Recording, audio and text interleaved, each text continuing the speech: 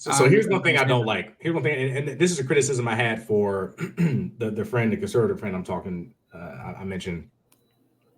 He seemed to imply that he needed a pro-white agenda, because if we had a pro-white agenda, then it would like make things better for white people. I'm like, so you tie your success to the success of white people?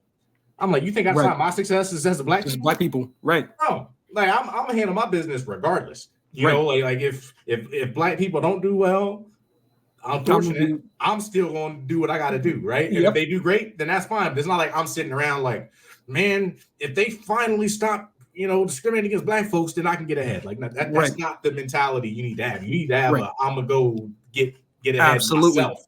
And I think that might have been that black conservative angle. He's like, well, I'm not thinking in terms of like a group. I'm more thinking in terms of individualistic solutions. So like, even though there are like, issues that are at a group level, and there are things we can improve at a group level, if your personal mentality is I'm gonna sit around and wait until the group gets better, that's not a good strategy. No, it's not. And I can understand. So like, if you're talking about the black people in general, I think the root of our issues is cultural. Like, I think that's just like, if you get down to the root, I think it's all culture. And I think if you're a Republican, and just like as it relates to him, you're wanting to tie yourself to individual perspectives or ideologies because you want to see yourself as being able to rise by your own metrics without a handout from society. But there's also the opposing side, and it's not even to say that it's an opposing side, but it's just the history of the group that you so happen to be a part of.